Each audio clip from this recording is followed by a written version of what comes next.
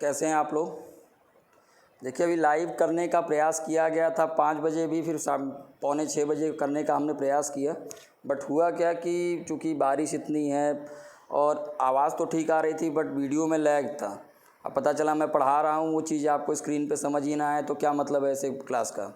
तो अभी मैं प्रीमियर जब करूँगा, वीडियो जब आप तक पहुँचेगी 7 बजे 7:15 बजे तक पहुँचेगी, तो प्रीमियर पे मैं रहूँगा वीडियो पे। आप कमेंट बॉक्स में अपने क्वेश्चंस पुट आउट कीजिएगा और मैं उसका जवाब दूंगा।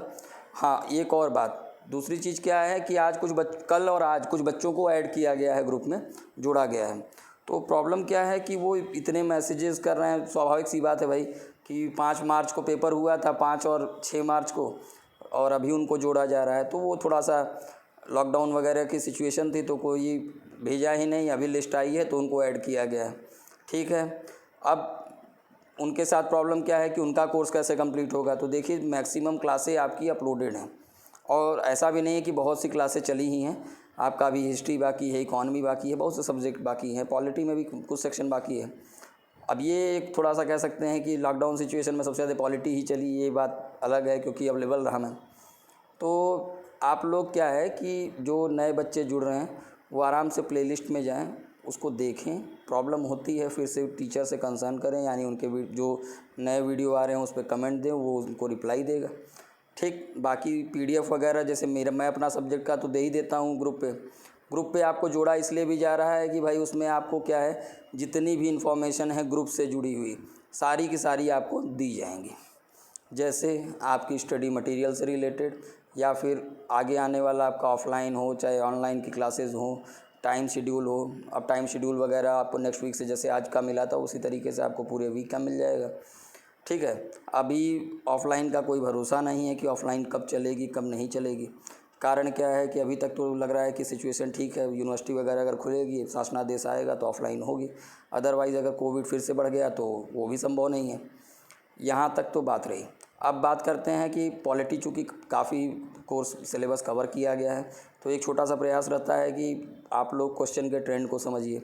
यूपीएससी के, यूपीपीएससी के, चूँकि सिविल सर्विसेज में इस योजना के अंतर्गत 2 ही एग्ज़ाम पे ज़्यादा फोकस किया गया है, एक तो यूपीएससी और यूपीपीएससी, और नीट, जेई, सीडीएस, एनडीए, ये सब तमाम परीक्षाएं। हम लोगों का मतलब यूपीएससी और यूपीपीएससी से है। यूपीएससी का डेट आपको पता ही है 10 अक्टूबर है और यूपीपीएससी का आपको पता ही है 24 अक्टूबर है। समय बहुत ज़्यादा नहीं, तब भी 2.5 महीने के करीब बचा है, 2 महीने 2.5 महीने, तो इसमें चीज़ें काफ़ी हद तक कवर हो जाएंगी।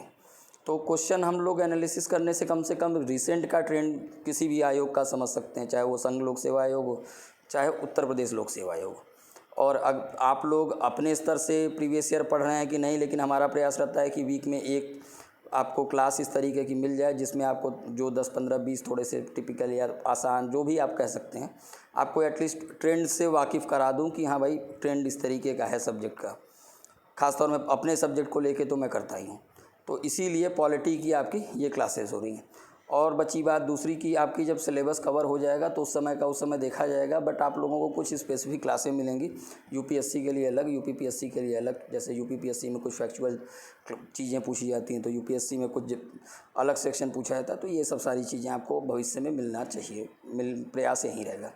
तो चलिए अब हम लोग बात करते हैं कि क्वेश्चन पेपर एनालिसिस को लेके। अच्छा, एक चीज़ और है, ग्रुप में बहुत ज़्यादा आप लोग उल्टे सीधे वो टैबलेट और इससे रिलेटेड क्वेश्चन मत पूछिएगा। वो तो शासनादेश जब आएगा तो आप लोगों को खुद ही अवगत करा दिया जाएगा कि भाई आप लोगों को ये डॉक्यूमेंट लाना है, ये एलिजिबल है नहीं है, ये सब सारी तरीके की बातें आपसे की ही जाएंगी।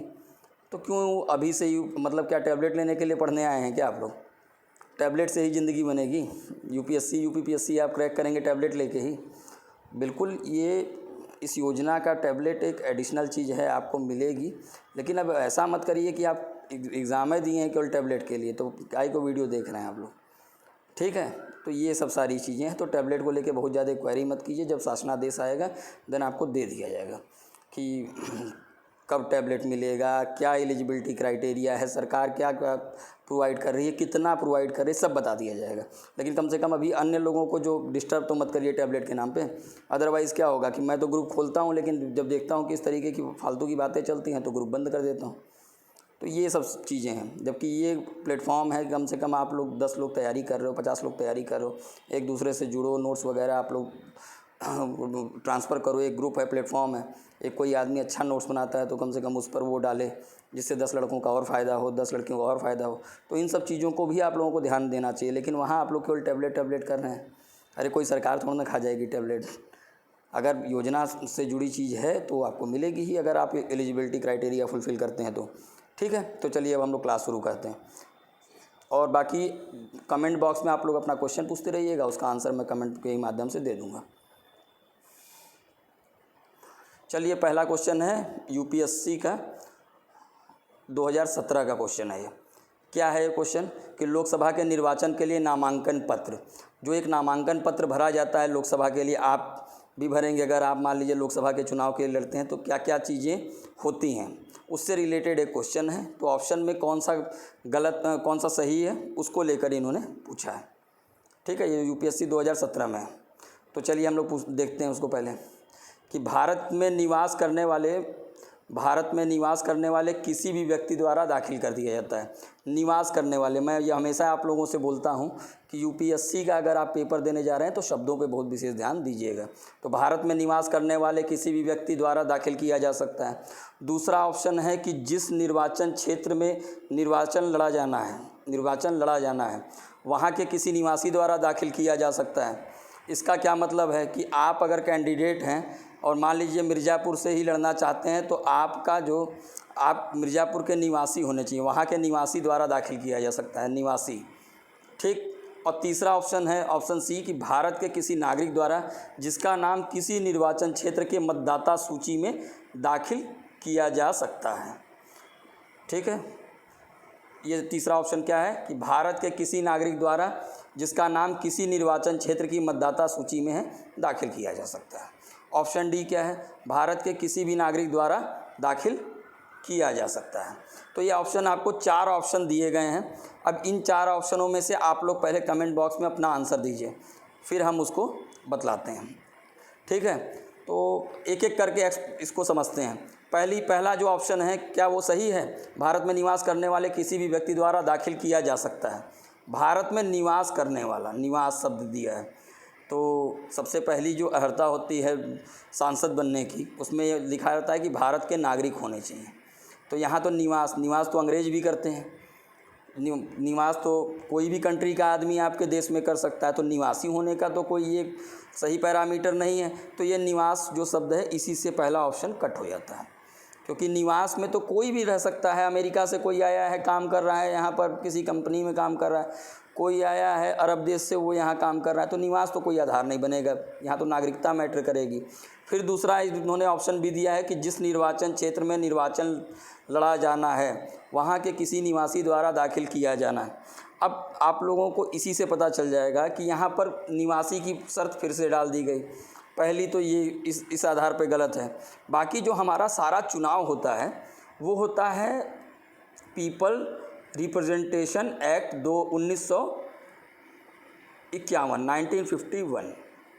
फिर से बोल रहा हूँ, पीपल रिप्रेजेंटेशन एक्ट 1951, जन प्रतिनिधित्व कानून 1951 के तहत हमारे यहाँ चुनावी व्यवस्था कराई जाती है। सारी चीज़ें संविधान में नहीं लिखी गई हैं, इसको हमने उस पार्लियामेंट वाले सेक्शन में बताया ही था। तो वहाँ पर ये बतलाया गया है कि भारत का निवासी नहीं, अभी हमने जो पहले क्लॉज में बोला था निवासी होना आवश्यक नहीं है, तो ये तो ऑप्शन वैसे भी गलत हो गया। और इसका पहला भी देखते हैं कि जिस निर्वाचन क्षेत्र में निर्वाचन लड़ा जाना है वहाँ का निवासी, तो भाई ऐसा कुछ कहीं संविधान में तो नहीं, मतलब पीपल रिप्रेजेंटेटिव एक्ट में तो कहीं भी नहीं दिया गया है। अब हम लोग ऑप्शन सी देखते हैं कि भारत के किसी नागरिक द्वारा जिसका नाम किसी निर्वाचन क्षेत्र की मतदाता सूची में है दाखिल किया जा सकता है।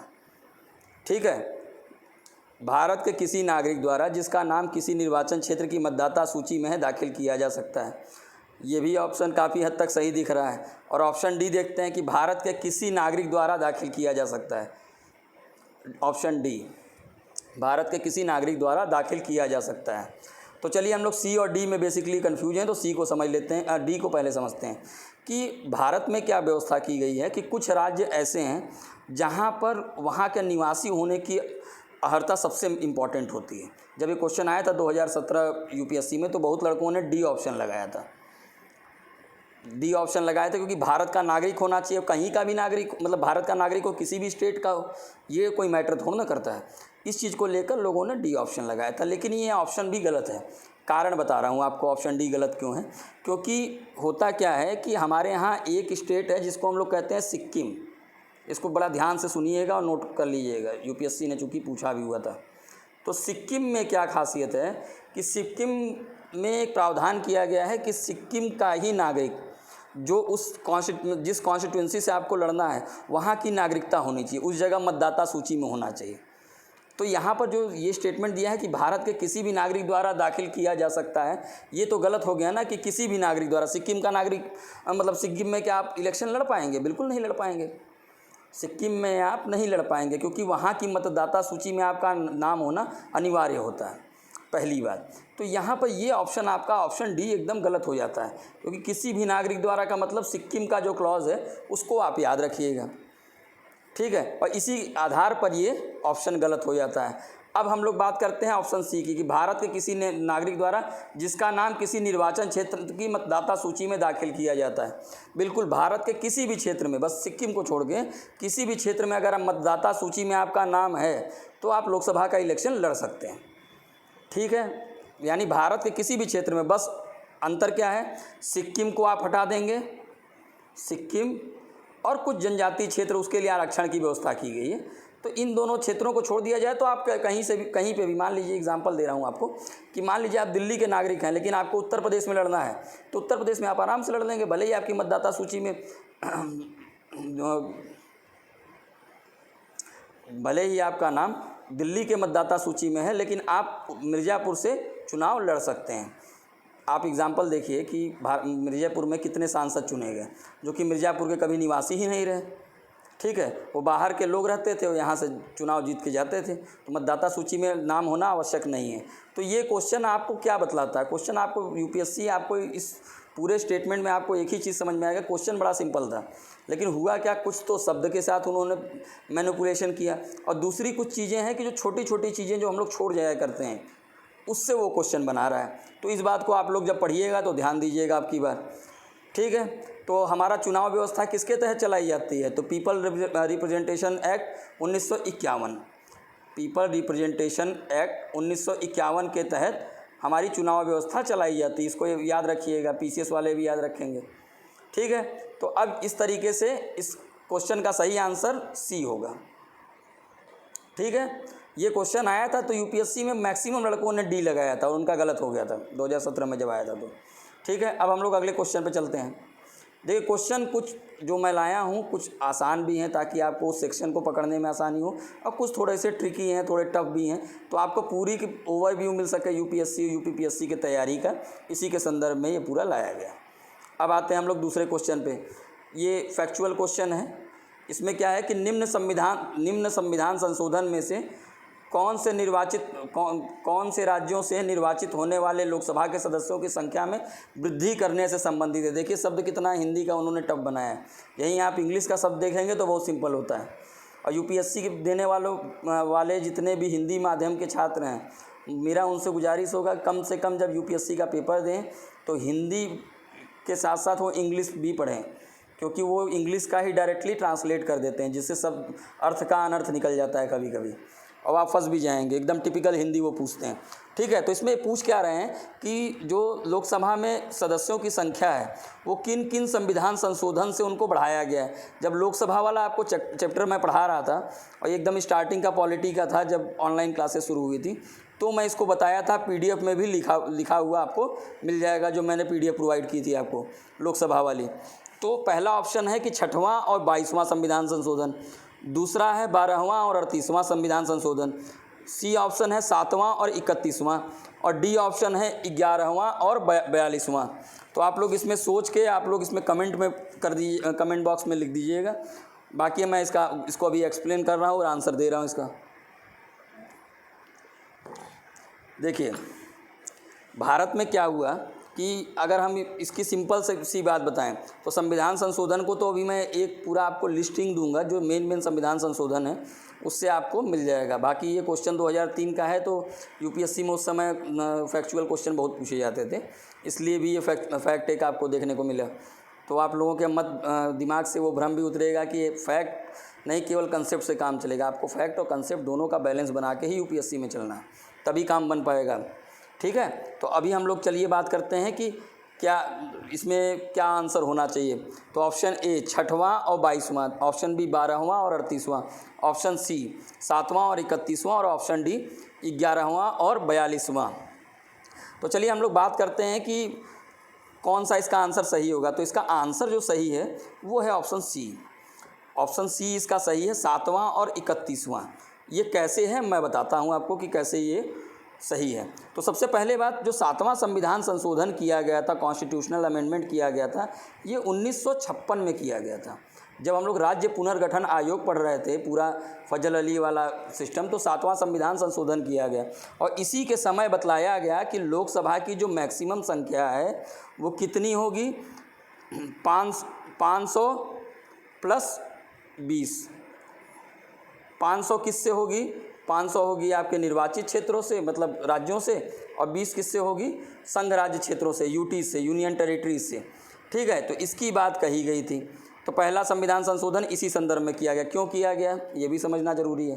कारण ये था कि जब पहले 14 राज्य थे, बाद में उनको तोड़ ब्रेक करके हमने भाषा के आधार पर राज्यों का गठन किया, तो उस गठन के समय में तो हमको आवश्यकता थी ना भाई कि अब तो राज्यों की संख्या भी बढ़ गई, उसी हिसाब से हमको सीटों में भी परिवर्तन करना पड़ेगा।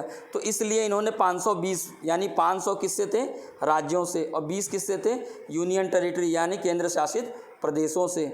ठीक है, लेकिन फिर बाद में क्या होता है कि 31वां संविधान संशोधन किया जाता है, 31वां संविधान संशोधन, और इसमें लोकसभा की सीटें कितनी रखी गई, आपकी टोटल जो सीटें रखी गई हैं वो रखी गई हैं आपकी 525 राज्यों से, और 20 किससे रखी गई हैं, यूनियन टेरिटरी से। और वर्तमान में कितनी है, 545। अभी आगे बता रहा हूँ, 545 में भी एक झोल है, 545 है, जिसमें से 543 निर्वाचित होते हैं, 543 इलेक्ट होते हैं, और 20 क्या होते हैं उसमें से, अरे दो क्या होते हैं, एंग्लो इंडियन के लिए जगह रखी गई थी, उनको राष्ट्रपति मनोनीत करते थे। लेकिन एंग्लो इंडियन के साथ क्या विवाद हुआ कि उन 104वां संविधान संशोधन 2019 करके ये 2 सीट को भी ख़त्म कर दिया गया। 543 सीट वर्तमान में है, 545 की बात कही गई थी।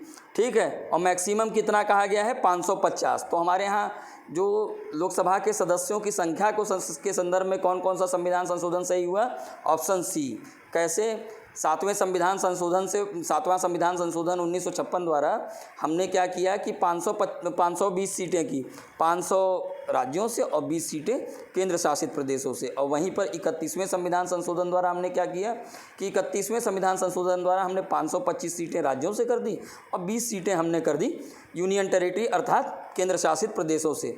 बीच में एक और भी चीज़ है, कहिए तो बता देते हैं कि 25वें संविधान संशोधन द्वारा यूनियन टेरिटरी यानी केंद्र शासित प्रदेशों की संख्या को बीच में 25 कर दिया गया था।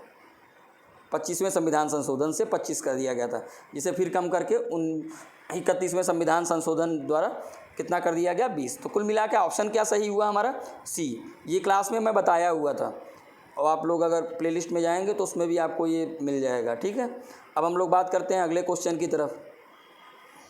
ये 2020 का क्वेश्चन है, पिछले साल का ही, तो इसको भी देखना बड़ा ज़रूरी है। तो अब हम लोग देख लेते हैं कि क्या है क्वेश्चन, कि निम्नलिखित कथनों पर विचार कीजिए। पहला उसमें जो कथन है कि भारत का राष्ट्रपति ऐसे स्थान पर जिससे वह ठीक समझे संसद का सत्र आहूत कर सकता है। और दूसरा स्टेटमेंट है कि भारत का संविधान 1 वर्ष में संसद के 3 सत्रों का प्रावधान करता है, किंतु 3 सत्रों को चलाया जाना अनिवार्य नहीं है। दूसरा उनका स्टेटमेंट क्या है कि भारत का संविधान 1 वर्षों में संसद के 3 सत्रों का प्रावधान करता है, किंतु सभी 3 सत्रों को चलाया जाना अनिवार्य नहीं है। और तीसरा जो ऑप्शन है, ये यहाँ पे मिसप्रिंट है, ये तीसरा स्टेटमेंट है कि 1 वर्ष में दिनों की कोई न्यूनतम संख्या निर्धारित नहीं की गई है जब संसद का चलाना आवश्यक हो। तो ये 3 स्टेटमेंट दिए गए हैं और इनमें पूछा है कि कौन सा सही है। केवल एक, ऑप्शन ए केवल 1 सही है, ऑप्शन बी केवल 2 सही है, ऑप्शन सी केवल 1 और 3 सही है, और ऑप्शन डी केवल 2 और 3 सही है। तो इनमें से क्या कौन सा उत्तर सही है, इसके संदर्भ में हम लोगों को देखना है। ठीक है, तो हम लोग इसका आंसर देखते हैं। सबसे पहली बात कि क्या होगा, सबसे पहली बात होती है कि आर्टिकल 85 में, अनुच्छेद 85 में, आर्टिकल 85 में संसद के तीनों सत्रों के बारे में बतलाया गया है। आर्टिकल 85 में तीनों सत्रों के बारे में बतलाया, मतलब सत्रों के बारे में बतलाया गया है, और सत्र को आहूत अनाहूत कौन करेगा, ये सब सारे चीज़ें बताई गई हैं। वो भी हम लोग आगे भी समझेंगे, क्लास में भी समझे थे। तो भारत का राष्ट्रपति ऐसे स्थान पर जिस पर वह चाहे, वह ठीक समझे, संसद का सत्र आहूत कर सकता है। बिल्कुल ये प्रावधान है संविधान में, और भारत का राष्ट्रपति ही ये काम कर सकता है। यह ऑप्शन ये सही है। अर्थात क्या है कि जगह बदल सकता है। ये आप लोग को मैं क्लास में भी बतलाया था कि ऐसा नहीं है कि कल दिल्ली में ही चलेगा संसद, जहाँ चाहें वो शिफ्ट कर सकते हैं। दूसरा ऑप्शन देखते हैं। दूसरा कथन, भारत का संविधान 1 वर्ष में संसद के तीनों सत्रों का प्रावधान करता है, किंतु सभी तीनों सत्रों को चलाया जाना अनिवार्य नहीं है। दूसरा जो कथन है। और तीसरा कथन देखते हैं कि एक वर्ष में दिनों की न्यूनतम संख्या निर्धारित नहीं है जब संसद का चलना आवश्यक हो। तो सबसे पहली बात जो हम, दूसरा कथन है कि भारत का संविधान 1 वर्ष में संसद के तीनों सत्रों का प्रावधान करता है, किंतु सभी तीनों सत्रों को चलाया जाना अनिवार्य नहीं है। देखिए, इसमें एक बात है, आप इसको समझिए कि अनुच्छेद 85 में बोला गया है कि संसद के दो सत्रों के बीच में अधिकतम 6 माह का गैप हो सकता है। ये बतलाया था मैं क्लास में भी। 2 सत्रों के बीच में, जैसे 3 सत्र होते हैं नॉर्मली, कौन कौन से होते हैं, ग्रीष्मकालीन, और उसके बाद क्या कहते हैं मानसून सत्र, और तीसरा होता है ये जो ठंड वाला होता है। ठीक है, तो 3 सत्र हो गए। अब तीन सत्र जनरली हम मानते हैं, लेकिन 2 सत्रों के बीच में मैक्सिमम 6 महीने का गैप हो सकता है, 6 महीने का। इस बात को बतलाया कहाँ गया, संविधान के अनुच्छेद 85(1) में।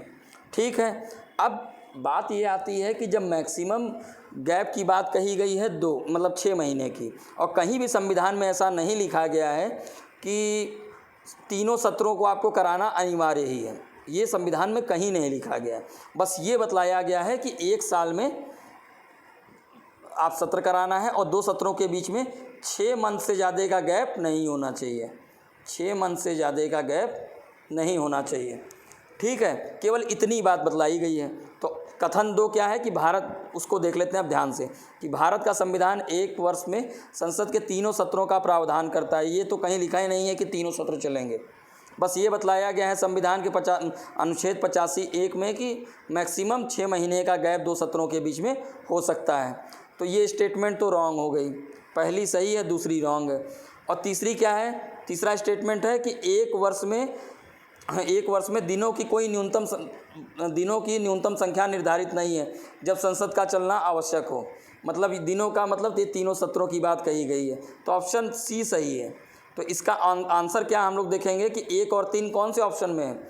ऑप्शन ए में है कि बी में है कि सी में है कि डी में है। ऑप्शन सी में है। तो ये आंसर इसका सही होगा। और ये बड़ा कंफ्यूजिंग क्वेश्चन रहा है, लोग बड़ा इसमें गलत किए हैं। और देखिए यूपीएससी कितना ट्रिकी क्वेश्चन बनाता है, एकदम प्यार से थोड़ा सा शब्दों को तोड़ मरोड़ के अपना वो क्वेश्चन बना लिया, और आदमी फंस भी जाता है इस चक्कर में। तो इस तरीके से हम लोग देखें क्या कि तीसरा क्वेश्चन हमने दिया था उसका आंसर है सी। ठीक है, तो जितना आपको एक्सप्लेन भी कर रहा हूँ उसको दिमाग में बैठाए रहिएगा। और बाकी कुछ आर्टिकल पार्लियामेंट वाला, जैसे स्टेट गवर्नमेंट का मैंने आर्टिकल का एक लिस्ट दिया था और एक आपको क्लास चलवा दी थी, वैसे ही आपको पार्लियामेंट सेक्शन के जितने भी आर्टिकल हैं उसका भी एक क्लास आप लोग को नेक्स्ट वीक में या उसके अगले वीक में करा दी जाएगी।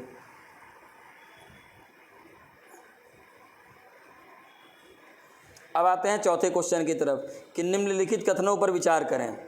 निम्नलिखित कथनों पर विचार करें।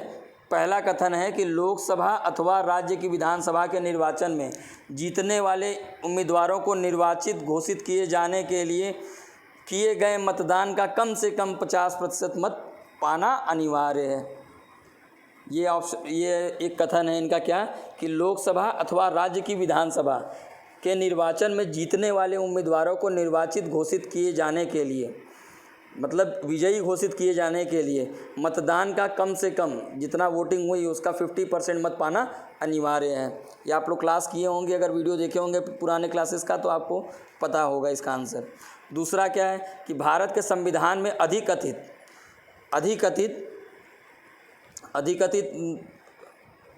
ये क्या अधिकथित लोकसभा में अध्यक्ष का पद बहुमत वाले दल को जाता है तथा उपाध्यक्ष का पद विपक्ष को जाता है। ये बड़ा इम्पोर्टेंट टर्म है। तो ये 2 ऑप्शन दिया है इन्होंने चौथे का, कि मतलब 2 कथन दिया है। पहला क्या कह रहे हैं कि लोकसभा तथा राज्य विधानसभा यानी सांसद और विधायक बनाए जाने के लिए मिनिमम आपको 50% वोट पाना ही है, जितना भी वोटिंग हुई होगी। और दूसरा स्टेटमेंट है कि लोकसभा अध्यक्ष का संविधान में यह प्रावधान किया गया है। ये देखिए लाइन, संविधान में अधिकथित का मतलब संविधान में प्रावधान किया गया, लिखा गया है, कहा गया है कि लोकसभा के अध्यक्ष का जो पद है वो सत्तारूढ़ के पास रहता है और उपाध्यक्ष का जो पद होता है वो किसके पास रहता है, विपक्ष के पास जाता है। ये 2 स्टेटमेंट दिया है और उसमें पूछा है कि उपर्युक्त कथनों में से कौन सा सही है। ऑप्शन ए केवल 1, ऑप्शन बी केवल 2, ऑप्शन सी 1 तथा 2 और ऑप्शन डी ना तो 1 ना ही 2। अब आप इस क्वेश्चन का आंसर कमेंट बॉक्स में पहले दीजिए, फिर इसको कंटिन्यू करें हम। तो आंसर आप लोगों ने दे दिया।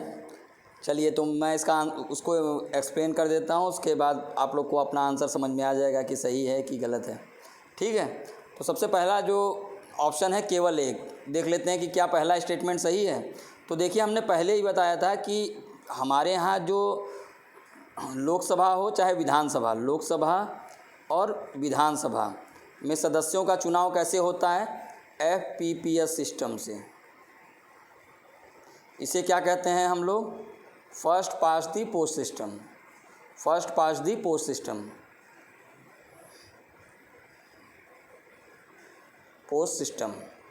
इसमें क्या होता है कि इसको हिंदी में कहते हैं, बड़ा अच्छा टर्म है, प्रथम खंभा छू लेने की पद्धति। दौड़ते हैं आप लोग, पहली बार जो खंभा छू लेता है कहते हैं हाँ जीत गया।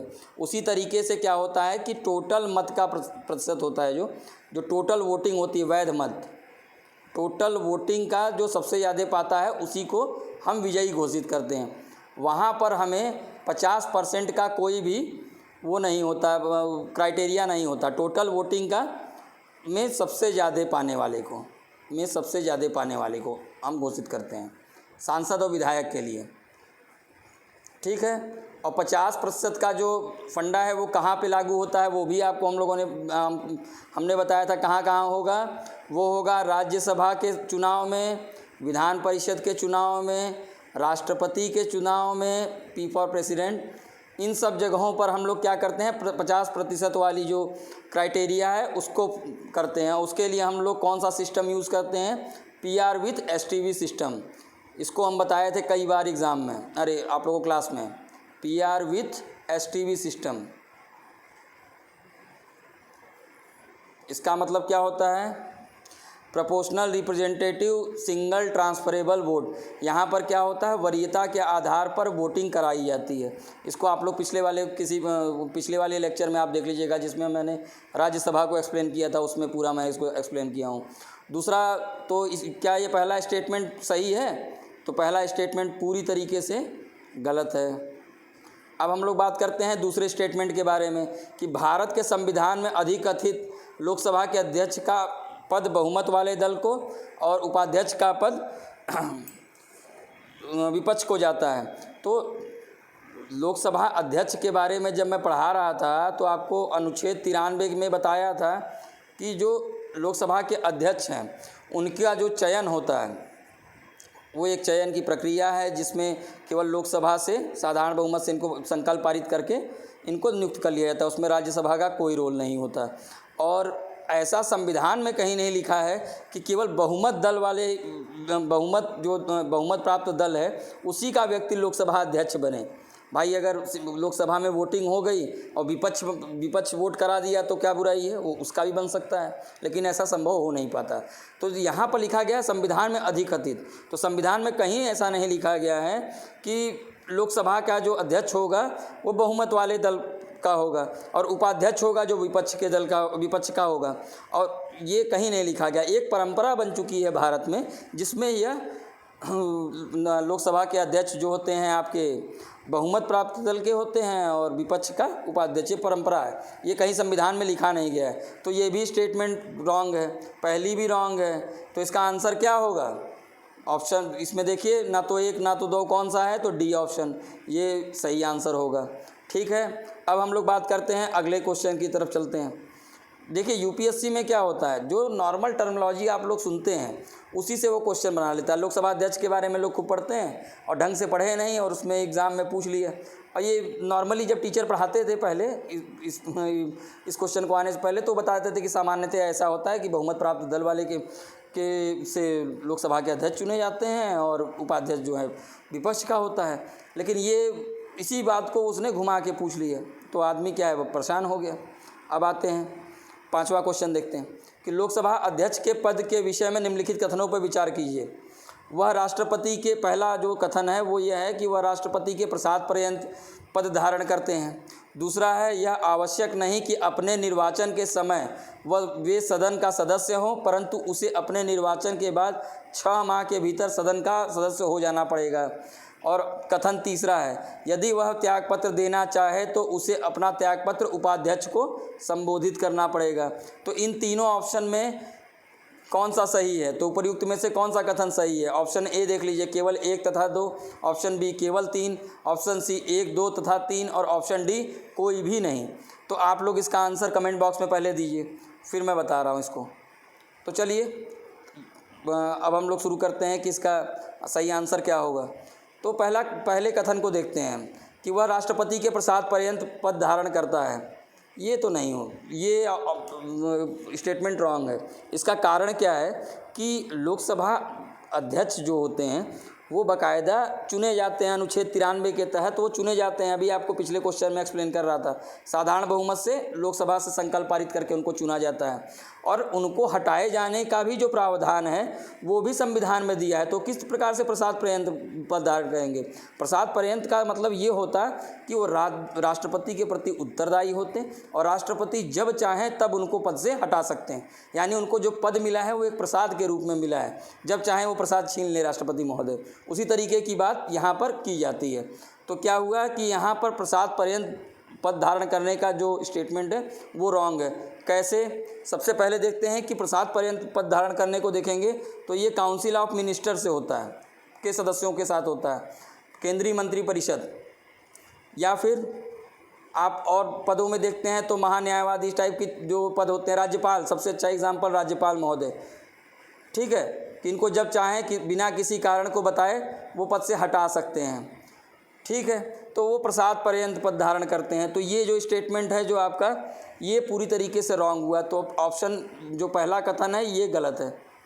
अब हम लोग बात करते हैं दूसरे कथन की ओर कि दूसरा कथन क्या कहता है, यह आवश्यक नहीं कि अपने निर्वाचन के समय वह सदन का सदस्य हो, परंतु उसे अपने निर्वाचन के बाद 6 माह के भीतर सदन का सदस्य हो जाना पड़ेगा। अब ये बात आप लोगों को केंद्रीय मंत्रिपरिषद जब पढ़ाए थे या प्रधानमंत्री पढ़ाए या हर पदाधिकारी को पढ़ाए तो ये चीज़ एक्सप्लेन किया था मैंने। क्या है इसमें? देखिए, अगर कोई लोकसभा का अध्यक्ष जो जनरली होता है वो चुना जाता है पहले दिन, जब प्रोटेम स्पीकर चुने जाते हैं, उसके बाद प्रोटेम स्पीकर शपथ सबको दिला दिए और उसी दिन फिर कार्यवाही शुरू हो जाती है लोकसभा अध्यक्ष को चुनने की। और वो लोकसभा के अध्यक्ष को उसी सदन से न चुना जाएगा। और इसमें जो स्टेटमेंट कह रहा है कि आप किसी भी व्यक्ति को लोकसभा अध्यक्ष बना दीजिए और 6 माह के भीतर बस वो लोकसभा का सदस्य बन जाए। जैसे कि मंत्री के संदर्भ में होता है कि होता क्या है कि आप किसी भी व्यक्ति को मंत्री बना सकते हैं, बस करना क्या है, आपको लोकसभा या राज्यसभा में से किसी भी सदन से 6 महीने के भीतर उसको चुना जाना है। लेकिन अब आप बताइए कि जब पहले ही दिन दूसरे दिन चुना जाता है लोकसभा अध्यक्ष को तो ऑलरेडी पहले चुन के आए हैं ना संसद में, तब ना उन्हीं सदस्यों में से चुने जाते हैं ना। अनुच्छेद 93-94 में क्या बतलाया गया है? आपको यही बतलाया गया अनुच्छेद 94(2) में कि लोकसभा अध्यक्ष का चुनाव कैसे होता है। अनुच्छेद 94(2) के अंतर्गत यह बतलाया गया कि लोकसभा का चुनाव कैसे होता, लोकसभा अध्यक्ष का चुनाव कैसे होता है। तो होता क्या है, सबसे पहले प्रोटेम स्पीकर चुने जाते हैं। प्रोटेम स्पीकर कौन चुने जाएगा, जो सदन का सबसे वरिष्ठ सांसद होगा। और प्रोटेम स्पीकर का केवल एक काम होता है, वो क्या है, वो है सभी सदस्यों को शपथ दिलाना। और जब शपथ दिला दी जाती है तो उसी दिन निर्धारित हो जाता है लोकसभा अध्यक्ष किसको बनाना है, तो उनको खड़ा किया जाता है। और वो खड़ा किस में से किया जाएगा, संसद में जो नए सदस्य आए हैं, जैसे मान लीजिए ओम बिरला जी थे, तो उनको क्या किया जाता था, उनको बुलाया गया, अब उनके लिए वोटिंग हो गई और उसी दिन वो चुन लिए गए। ऐसा तो नहीं हुआ ना कि ओम बिरला जी को पहले चुन लिया गया और कहा 6 महीने के अंदर आप संसद लोकसभा के सदस्य बन जाइएगा तब हो जाएगा, जैसे मंत्रिपरिषद में होता है। ये काम होता है मंत्रिपरिषद में या प्रधानमंत्री में या फिर चीफ मिनिस्टर में या राज्य की मंत्रिपरिषद में। यहाँ क्या होता है कि आप किसी भी व्यक्ति को मंत्री बना सकते हैं, बस उसको 6 महीने के भीतर किसी भी सदन से सदस्यता दिला दीजिए। तो जनरली लोग राज्यसभा से दिला देते हैं क्योंकि वहाँ से ईजी होता है। ठीक है, तो ये भी स्टेटमेंट रॉन्ग हुई। और तीसरी जो स्टेटमेंट देखते हैं कि यदि वह त्यागपत्र देना चाहे, वह कौन, लोकसभा अध्यक्ष, तो वो अपना त्यागपत्र उपाध्यक्ष को संबोधित करेगा।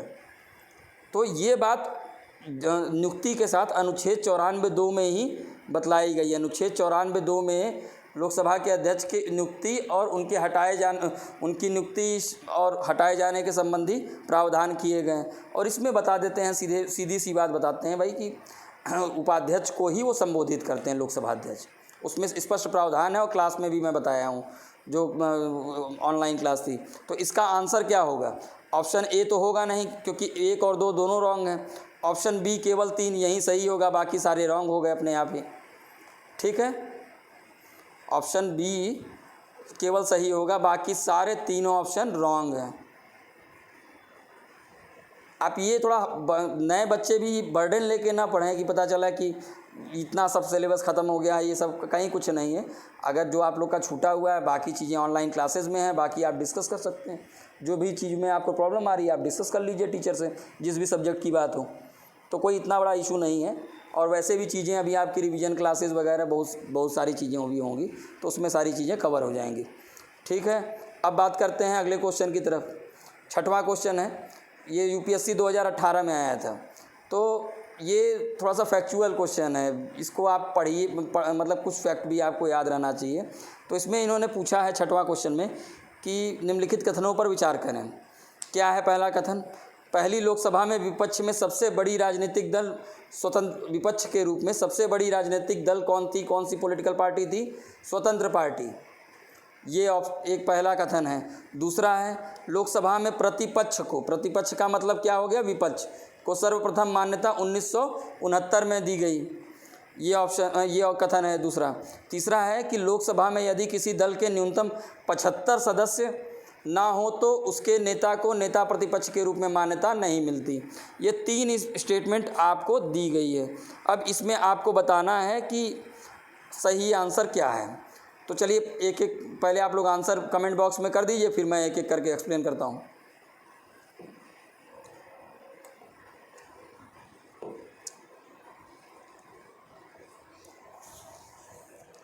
चलिए अब मैं एक्सप्लेन कर रहा हूँ एक एक स्टेटमेंट को।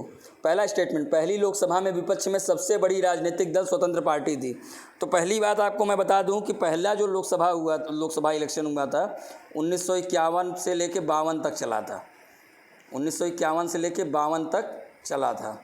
इस इलेक्शन में टोटल 489 सीटों पर ही चुनाव लड़े गए थे, 489 सीटों पर। और 489 में से अकेले कांग्रेस के पास 364 थी, 364 कांग्रेस के पास थी। ठीक है, लेकिन जो सबसे बड़ी विपक्ष की पार्टी थी वो कौन थी, तो जो सबसे बड़ी विपक्ष की पार्टी रही वो रही CPI, communist party of India, जिसका अब इस समय बहुत ज़्यादा अस्तित्व कमज़ोर हो चुका है। और इसको कितनी सीटें मिली लोकसभा में, 16 सीटें। तो पहला स्टेटमेंट रॉन्ग है जिसमें वो बोला कि स्वतंत्र पार्टी, तो पहला स्टेटमेंट रॉन्ग हो गया। ठीक है, अब दूसरा स्टेटमेंट देखते हैं कि लोकसभा में नेता प्रतिपक्ष को सर्वप्रथम 1969 में मान्यता दी गई थी। ये स्टेटमेंट सही है कि पहली बार विपक्ष का जो मान्यता मिली थी वो 1969 में मिली थी। क्यों मिली थी ये भी बता देता हूँ। विपक्ष के लिए जो मिनिमम अर्हता होती है किसी भी दल के लिए, जो दल जितनी सीटें लाए वो टोटल संख्या का 10% हो, यानी लोकसभा की लोकसभा का 10% या सदन का 10%। तो लोकसभा की टोटल सीटें कितनी हैं? 543 मान लीजिए इस समय, क्योंकि एंग्लो इंडियन को ख़त्म कर दिया गया। तो 543 का 10% कितना हुआ? सीसेट आप लोग पढ़ेंगे ही अभी। 10% कितना हुआ? 54.3, यानी 55 सीटें मिनिमम चाहिए नेता प्रतिपक्ष बनने के लिए। ठीक है, तो 1969 में ऐसा हुआ पहली बार कि नेता प्रतिपक्ष के रूप में चुने गए, वो भी कौन से? कांग्रेस ओ से, इंडियन नेशनल कांग्रेस ओ से चुने गए थे। सत्येंद्र सिंह या क्या नाम था, मैं नाम मिस कर रहा हूँ, वो पहले हमारे नेता प्रतिपक्ष चुने गए 1969 में। क्योंकि पहली बार, चूँकि पहले क्या था कि 1969 तक कांग्रेस हमेशा प्रचंड बहुमत में रही है, कांग्रेस हमेशा मजबूत रही। तो कभी जो विपक्ष होता था वो 40-30, 40-30, 40-50 सीटों से ऊपर बढ़ ही नहीं पाया। पहली बार 1969 में ऐसा हुआ जब सीटें अधिक आईं और तब नेता प्रतिपक्ष चुना गया। तो इस तरीके से स्टेटमेंट 2 जो है सही है। अब तीसरा स्टेटमेंट देखते हैं कि लोकसभा में यदि किसी दल के न्यूनतम 75 सदस्य ना हो तो उसे नेता प्रतिपक्ष के रूप में मान्यता नहीं मिल सकती, यानी अपोजिशन लीडर नहीं बनेगा। तो अभी हमने इसको एक्सप्लेन ही किया है कि सदन का 10%, और सदन का 10% कितना हुआ? 543 का, वहीं 55 सीटें चाहिए होती थी। तो 2014 इलेक्शन में आपको याद होगा कि कांग्रेस को लेकर बड़ा विवाद हुआ था कि अरे मिनिमम एलिजिबिलिटी क्राइटेरिया फुलफिल नहीं कर पा रहे हैं विपक्ष के लिए, कैसे हो सकता है? तो तीसरा स्टेटमेंट भी रॉन्ग है, मतलब गलत है। तो आंसर क्या होगा? केवल 2, ऑप्शन बी सही रहेगा, छठे का। ठीक है, अब बात करते हैं 7वें क्वेश्चन के बारे में। अब देखिए, ये यूपीपीएससी के क्वेश्चन पूछे गए। अभी तक आप देख रहे थे जो, चूँकि आज मैंने जो क्वेश्चन उठाए केवल लोकसभा से रिलेटेड उठाए थे, तो यूपीएससी के क्वेश्चन का एक ट्रेंड आपको समझ में आया होगा। मेरा उद्देश्य भी यही है, कोई आपको क्वेश्चन एक्सप्लेन करना मेरा उद्देश्य नहीं है। आपको बस ये समझना है कि आपका जो अप्रोच होना चाहिए तैयारी के प्रति वो कैसा होना चाहिए। इसीलिए एक्सप्लेन इतना कर रहा हूँ, क्वेश्चन समझा रहा हूँ, ताकि आप लोग अपने से पढ़ें ना पढ़ें, कम से कम मैं ही कुछ समझा दूँ। बाकी लोग कौन कितना घर में पढ़ रहा है वो तो आप लोग व्यक्तिगत स्तर पर जानते होंगे कि कितना आप पढ़ रहे हैं। तो चलिए 7वां क्वेश्चन देखते हैं कि लोकसभा के निर्वाचन के बारे में निम्नलिखित में से कौन सा कथन सही नहीं है? कौन सा कथन सही नहीं है? ठीक है, तो इसमें हम लोगों को गलत ऑप्शन देखना है। तो पहला ऑप्शन है कि निर्वाचन वयस्क मताधिकार के आधार पर होता है। ऑप्शन बी, निर्वाचनों का संचालन निर्वाचन आयोग करता है। ऑप्शन सी, निर्वाचनों के लिए मतदाता सूची को राष्ट्रपति के निर्देशन और नियंत्रण में तैयार किया जाता है। और ऑप्शन डी, निर्वाचन आयोग के अनुरोध पर राष्ट्रपति निर्वाचन आयोग को उसके कार्यों के निर्वहन के लिए आवश्यक कर्मचारी उपलब्ध कराते हैं।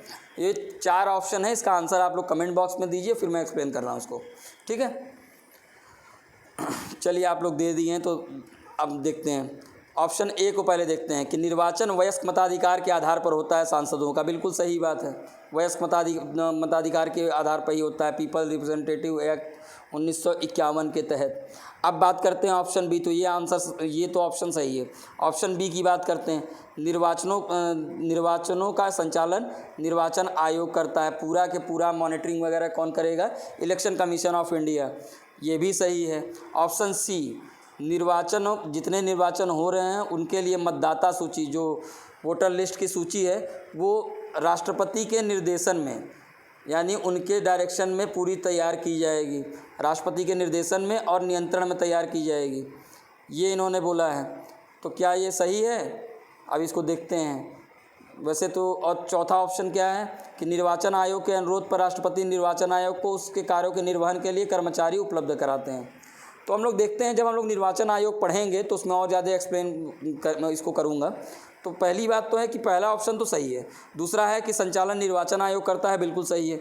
और अनुच्छेद 324 में बतलाया गया है, जिसमें इलेक्शन कमीशन ऑफ इंडिया के बारे में बताया गया। 324 इसमें बतलाया गया है कि सारा काम क्या, जैसे वोटर लिस्ट बनाना, उसकी मॉनिटरिंग करना, कंट्रोल करना, डायरेक्शन देना, ये सारा काम किसका है? इलेक्शन कमीशन ऑफ इंडिया का, ECI का है।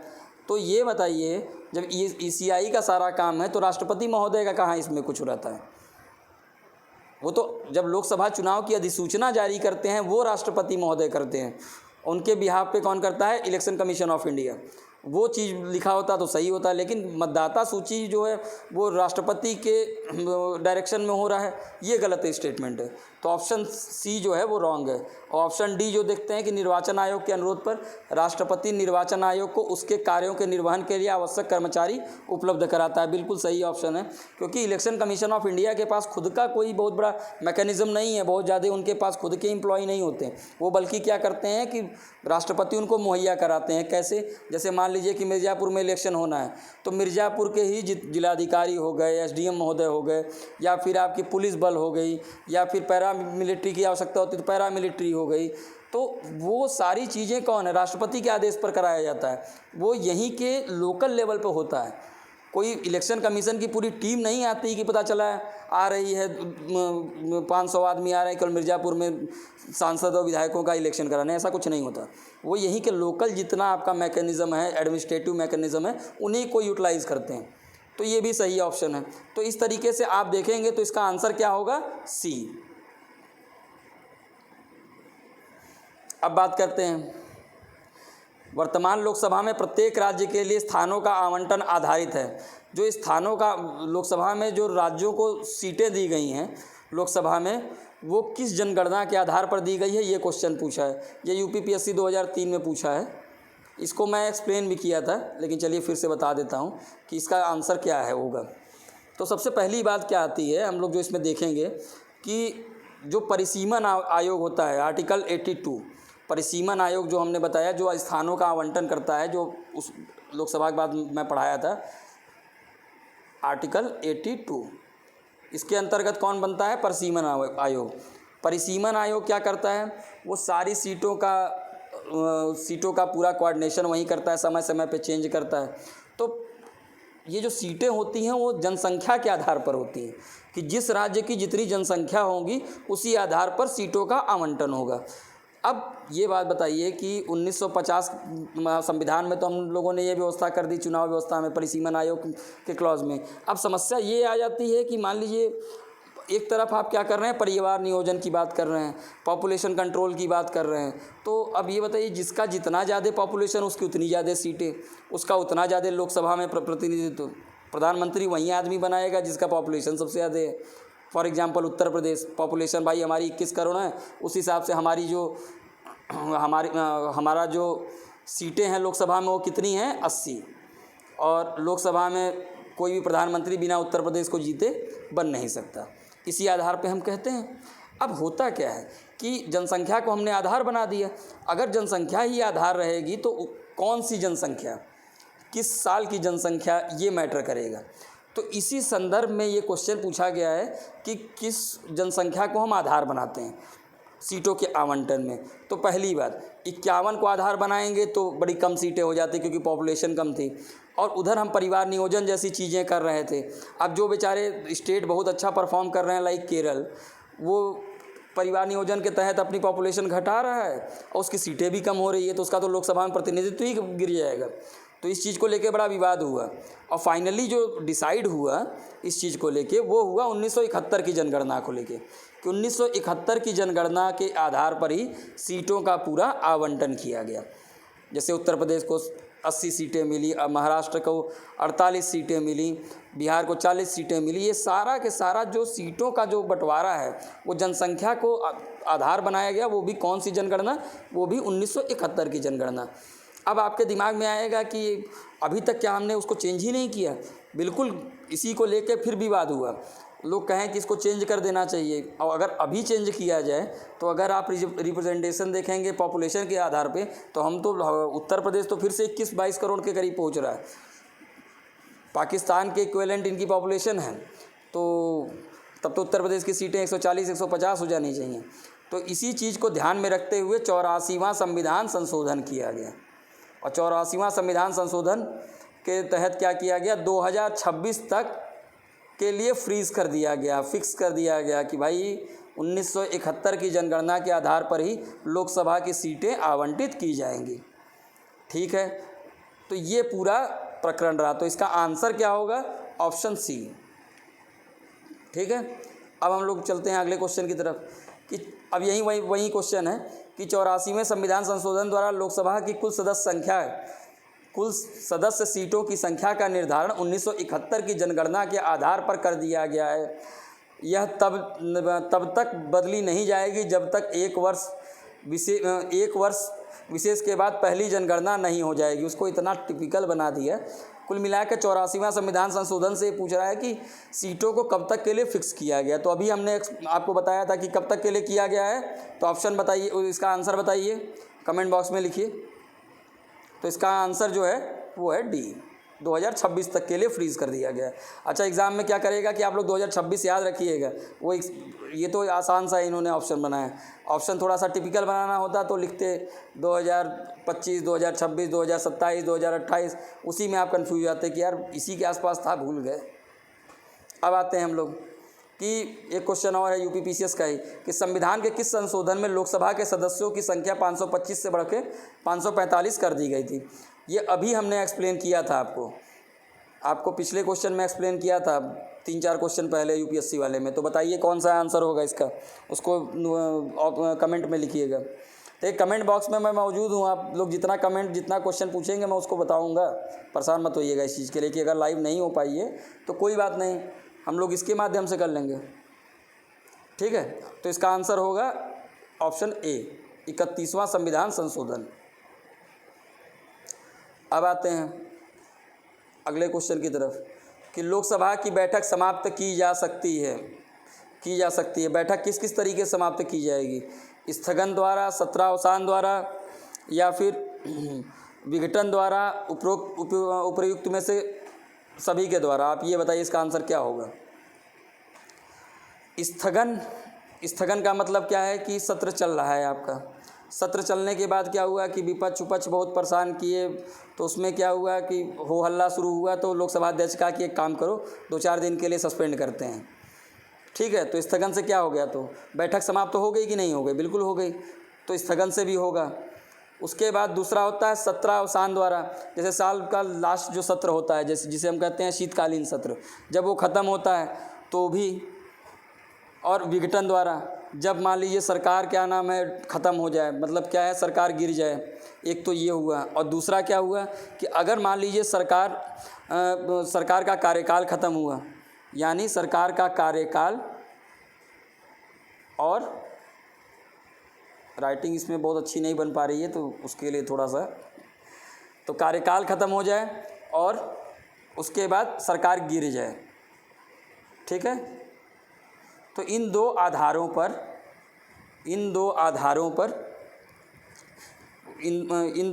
पर विघटन किया जाता है। तो हम लोग को ध्यान देना क्या है कि स्थगन करने का अधिकार तो लोकसभा अध्यक्ष का है, ये बताया था मैं क्लास में। स्थगन करेंगे लोकसभा अध्यक्ष, ठीक है, लेकिन सत्रावसान और विघटन दोनों कार्य कौन करेगा? राष्ट्रपति महोदय। इस क्वेश्चन में बहुत कंफ्यूज करते हैं एग्ज़ाम में, खासतौर में स्टेट पीएससीज में। लोकसभा अध्यक्ष क्या करेगा? केवल सस्पेंड करेगा, बट सत्र को बुलाना, सत्र को ख़त्म करना, सत्रावसान, और या फिर पूरी तरीके से डिसॉल्व कर देना लोकसभा को, यानी विघटित कर देना, ये तीनों काम कौन करता है? राष्ट्रपति महोदय करते हैं। तो इसका आंसर क्या होगा? अब आप लोग बताइए। Option D is the right answer. अब हम लोग बात करते हैं अगले क्वेश्चन की तरफ। निम्नलिखित में से कौन लोकसभा के सत्र का अवसान करता है? चलिए वहीं अभी बात कर रहे थे। अवसान का मतलब क्या है? ख़त्म करना। तो ये राष्ट्रपति महोदय ख़त्म करते हैं। ठीक है, अब अगले क्वेश्चन की तरफ देखते हैं कि लोकसभा के अध्यक्ष को हटाया जा सकता है। ऑप्शन ए, लोकसभा के कुल सदस्यों के बहुमत द्वारा पारित प्रस्ताव से। फिर दूसरा, सदन के 2/3 बहुमत से। ऑप्शन सी, राष्ट्रपति के आदेश से। ऑप्शन डी, संसद के सामान्य बहुमत से। तो अभी आप लोगों को लोकसभा अध्यक्ष वाला जब क्वेश्चन करा रहा था तो बताया था कि कैसे नियुक्त किया जाता है और कैसे हटाया जाता है। तो आप लोग आंसर दीजिए इसका सही आंसर है ऑप्शन ए। इसका सही आंसर है ऑप्शन ए, लोकसभा के कुल सदस्यों के बहुमत द्वारा। साधारण बहुमत बेसिकली, विशेष बहुमत नहीं। 2/3 का मतलब तो हो गया विशेष बहुमत, तो 2/3 का प्रयोग किया नहीं जाता। इसमें राज्यसभा की कोई भूमिका नहीं होती। कभी ऐसा स्टेटमेंट आपको आ जाए कि संसद द्वारा लोकसभा के कुल सदस्यों, ऐसे संसद द्वारा सदन के कुल सदस्यों के बहुमत द्वारा चुने जाते हैं, तो ये भी गलत है। ये केवल लोकसभा से चुने जाते हैं, लोकसभा के ही द्वारा साधारण बहुमत से चुने जाएंगे। ठीक है, तो ये हो गया। जैसे देखिए ऑप्शन डी देखिए, संसद के सामान्य बहुमत से, ये ऑप्शन गलत रहेगा। आप लोग पता चला झटके में मार मत दीजिएगा।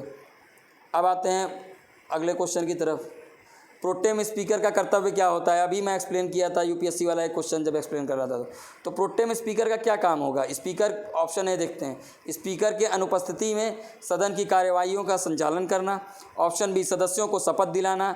ऑप्शन सी, स्थापन रूप से स्पीकर का कार्य करना जब स्पीकर के चुनाव की संभावना ना हो। और केवल सदस्यों के चयन प्रमाण पत्रों का चेक करना कि वह सही है कि नहीं। तो मैं प्रोटेम स्पीकर का मतलब यही होता है कि जब सभी सदस्य पहले दिन संसद में आते हैं, जब सत्र स्टार्ट होता है, तो पहले दिन क्या किया जाता है? प्रोटेम स्पीकर को इनकी नियुक्ति की जाती है। क्यों?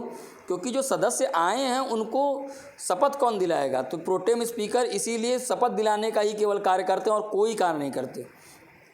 और सबसे जो वरिष्ठतम जो होते हैं, सबसे एजेड होते हैं, तो उनको सम्मान के रूप में प्रोटेम स्पीकर एक ऐसे ही बोल के बना दिया जाता है।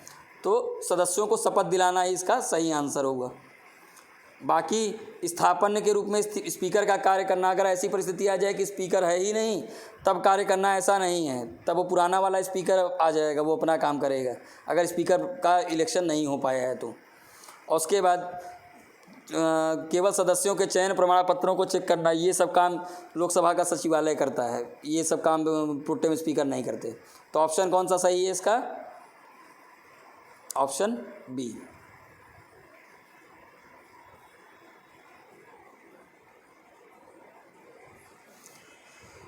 एक और क्वेश्चन है, ये भी यूपीपीसीएस में आया हुआ है कि लोकसभा का सचिवालय सीधे नियंत्रित होता है, किसके अंतर्गत होता है? तो केंद्रीय गृह मंत्रालय द्वारा। ऑप्शन बी, संसदीय मामलों के मंत्रालय द्वारा। ऑप्शन सी, प्रधानमंत्री द्वारा। और ऑप्शन डी, लोकसभा के अध्यक्ष द्वारा। इसका आंसर फटाक से आप लोग उस पर दीजिए कमेंट बॉक्स में। चलिए मैं बताता हूँ। केंद्रीय गृह मंत्रालय, चूँकि भारत में संसदीय प्रणाली है, और संसदीय प्रणाली का जो सर्वप्रमुख अधिकारी होता है वो कौन होता है? क्लास में मैं बतलाया था आप लोगों को। तो संसदीय प्रणाली का जो सर्वप्रमुख अधिकारी होता है वो होता है लोकसभा स्पीकर, लोकसभा का अध्यक्ष। और लोकसभा अध्यक्ष के अंतर्गत ही जितने भी संसद में कार्य होते हैं उसका सबका प्रमुख कौन होगा? लोकसभा अध्यक्ष, सभी चीज़ों का प्रमुख होगा। ठीक, यहाँ तक कि जो सचिवालय होगा, सचिवालय भी पूरा इन्हीं के अंडर में काम करेगा। और जिनको किसी भी न्यायालय में प्रश्नगत नहीं किया जाएगा कि आपने कार्य ऐसे गलत कर दिया, वैसे गलत कर दिया, ऐसा कुछ नहीं है। उनको सीधे सीधे तौर पे वो सबसे बेस्ट रहेंगे, मतलब जो भी वो कार्य कर रहे हैं उसके लिए किसी न्यायालय में उनको प्रश्नगत नहीं किया जाएगा। इस जगह वो पूरी तरीके से स्वायत्त हैं और लोकसभा सचिवालय सीधे उनके कंट्रोल में है। ठीक है, तो ये हो गया इसका आंसर।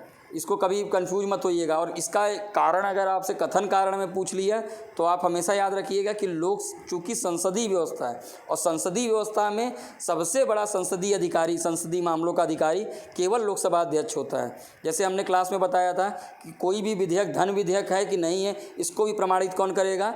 लोकसभा का स्पीकर। उसके बाद किसी सदस्य को निर्योग्य कौन ठहराएगा? लोकसभा का स्पीकर। इवन जब सुप्रीम कोर्ट के जजों को निकाले जाने संबंधी प्रस्ताव चल रहा होगा तो वो लोकसभा के स्पीकर के मन पे है, वो चाहे तो उस प्रस्ताव को स्वीकार करे अथवा अस्वीकार कर दे। और उसके लिए भी आप न्यायालय में उसको प्रश्नगत नहीं कर सकते कि अरे ये तो गलत काम है, वो तो बायस्ड हो गए, ऐसा वैसा कुछ नहीं।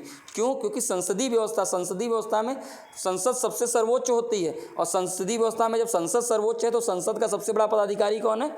लोकसभा स्पीकर, जो कार्यवाहियों का नियंत्रण करता है। इवन अगर किसी तरीके का प्रकाशन से संबंधी जो हम लोग पढ़े थे संसद सदस्यों के विशेषाधिकारों में, तो उसका भी निर्णय कौन करता है? लोकसभा स्पीकर। ठीक है, तो इस तरीके से आप देखिए तो थोड़ा सा आप लोग बेसिक चीज़ें अगर जानते रहें तो ईजी रहता है कि आप किसी भी क्वेश्चन को टैकल कर सकते हैं। और मेरा सिंपल सा उद्देश्य यही था कि ऐसा नहीं है कि क्वेश्चन कोई मैं रटवा रहा हूँ, एक आपको ट्रेंड समझ में आना चाहिए एग्ज़ाम का बेसिकली। और जितने भी नए लोग हैं वो पुरानी प्लेलिस्ट में भी जाके वीडियो देख सकते हैं। हाँ, कुछ वीडियो में आवाज़ की बहुत प्रॉब्लम है, चूँकि कोविड टाइम में किस तरीके से इस संस्था को चलाया गया वो हम ही लोग जानते हैं। ना ही कोई ऐसा रिसोर्स आया, पता चला कि माइक प्रॉब्लम है, प्रोजेक्टर नहीं चल रहा है, लाइट लगा के हैलोजन चला गया अप्रैल में। तो इस तरीके की थोड़ी बहुत समस्याएं रही, क्योंकि कोविड में कोई भी आदमी, टेक्निकल आदमी आना ही नहीं चाह रहा था, तो इसीलिए चीज़ें उतनी अच्छी से नहीं चल पाई। लेकिन अब प्रयास रहेगा कि काफ़ी अच्छे तरीके से चलें। और बाकी आप लोगों को अब टेस्ट कराने का इस आज का ही था, लेकिन ये हुआ कि पहले कुछ बच्चे और जुड़ जाएं, तब इकट्ठा कम से कम 500-700 लोग का गूगल शीट पे एक टेस्ट पेपर होगा हर सैटरडे को, और उसका डिस्कशन होगा इसी तरीके से, लाइव नहीं तो लाइव ही होगा। और चूँकि जो टेक्निकल प्रॉब्लम है, नेट वोट है, उसको देख लिया जा रहा है, उसको सही कराया जा रहा है। हो जाए तो मंडे से आप लोगों को एकदम फ्रेश तरीके से live day by day class मिलती रहे, जिससे आप लोग कमेंट बॉक्स में अपने क्वेश्चन भी पूछ सकते हैं और टीचर आपका उसका जवाब भी देगा। ठीक है, चलिए।